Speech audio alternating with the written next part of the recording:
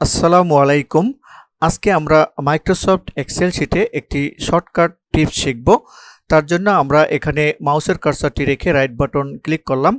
Click করার পরে এখানে যে নিউ যে আইকনটি আছে এখানে মাউসের কার্সারটি রেখে সোজা আমরা ডান দিকে যাব। দেখুন নিচের দিকে মাইক্রোসফট এক্সেল ওয়ার্কশিট আছে, এখানে ক্লিক করব।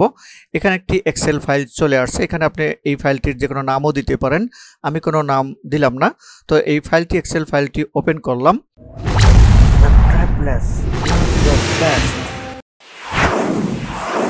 আমরা এক্সেল শিটে অনেক সময় কাজ করতে যেয়ে দেখা যাচ্ছে একই সেন্টেন্স বারবার লিখতে হয়। সেক্ষেত্রে একই সেন্টেন্স বারবার না লিখে শর্টকাট পদ্ধতি ব্যবহার করে আমরা কিভাবে সেই কাজটি করতে পারি, তার জন্য আমরা এই এক্সেল শিটের ফাইলে যাব। ফাইল থেকে সোজা নিচের দিকে অপশনস এখানে ক্লিক করব। এখানে ক্লিক করলে দেখুন এক্সেল অপশনসের যে এই ইন্টারফেসটি চলে আসছে। এখানে প্রুফিংয়ে যে আমি কাজটি করব, এখান থেকে না যে আমরা এখান থেকে ক্লোজ করে দিলাম। এখন এক্সেল শিটের যে এই যে বার আছে দেখুন, এখানের এই যে কোনো জায়গায় এখানে এই অপশনের যে কোনো জায়গায় আমি মাউসের কার্সারটি রেখে রাইট বাটন ক্লিক করলাম। এরপরে কাস্টমাইজ দ্য রিবন এখানে ক্লিক করলে সেম ইন্টারফেসটি এখানে চলে আসবে। এখান থেকেও আমি অন্যভাবেও কিন্তু এই কাজটি করতে পারি। তো ক্লোজ করে দিলাম। এরপরে দেখুন উপরে যে এই যে অংশটুকু এখানে কাস্টমাইজ কুইক অ্যাক্সেস টুলবার, এখানে আমি ক্লিক করব। এখানে ক্লিক করার পরে নিচের দিকে দেখুন মোর কমান্ডস, এখানে ক্লিক করলেও সেম অপশনটি এখানে চলে আসবে। এখানে প্রুফিংয়ে ক্লিক করলাম। এখানে প্রুফিংয়ে ক্লিক করার পরে দেখুন এখানে অটো কারেক্ট অপশনস, এখানে ক্লিক করব।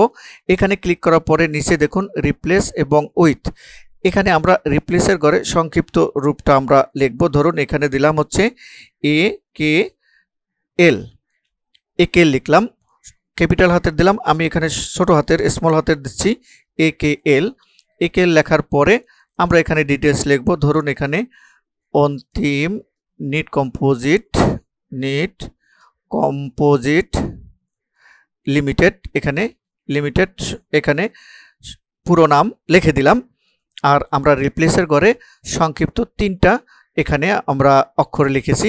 এরপর আমরা এখানে অ্যাডে ক্লিক করব, দেন ওকে বাটনে ক্লিক করব। এখানে ওকে বাটনে ক্লিক করে দিলাম। এখন এখানে দেখুন যদি আমরা এখানে AKL লেখার পরে আমরা এন্টার দিলাম, দেখুন ফুল এখানে চলে আসছে, অন্তিম নিট কম্পোজিট লিমিটেড কিন্তু লিখে আসছে। আমার পুরোটা আর লিখতে হলো না। এখন যদি আপনি পুরো ক্যাপিটাল হাতের সংক্ষিপ্ত রূপটা যদি ক্যাপিটাল হাতের দেন সেক্ষেত্রে কি হবে? তো আবারও আমরা এখানে রাইট বাটন ক্লিক করলাম, কাস্টমাইজ দ্য রিবনে ক্লিক করলাম। ক্লিক করার পরে প্রুফিংয়ে ক্লিক করলাম, অটো কারেক্টে গেলাম।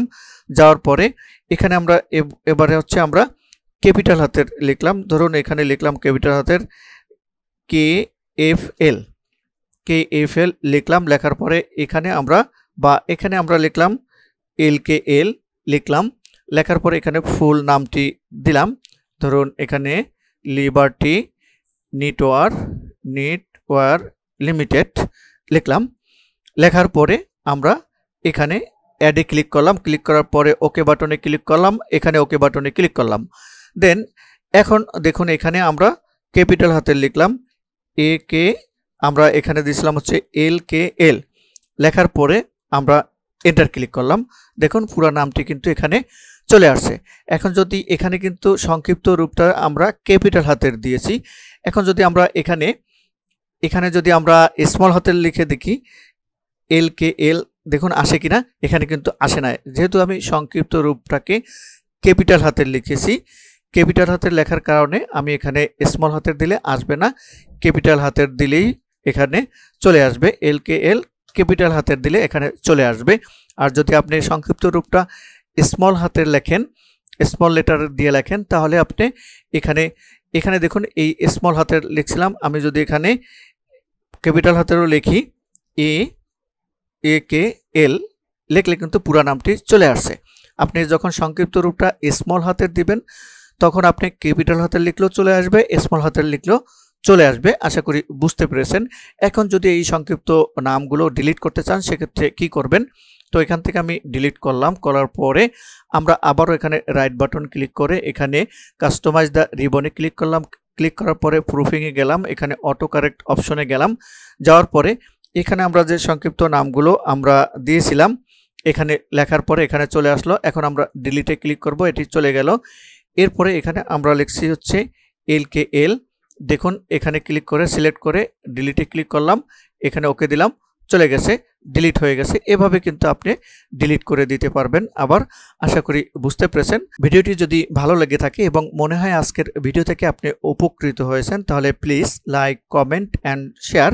এছাড়াও আপনি যদি এই চ্যানেলে নতুন হয়ে থাকেন, এখনও আমার চ্যানেলটি সাবস্ক্রাইব করেননি, তাহলে এখনই সাবস্ক্রাইব করে নিতে পারেন এবং পাশে থাকা বেল বাটনে ক্লিক করে অল বাটনে প্রেস করে রাখুন, যাতে পরবর্তী ভিডিওর নোটিফিকেশন অটো পেয়ে যান। আল্লাহ হাফেজ।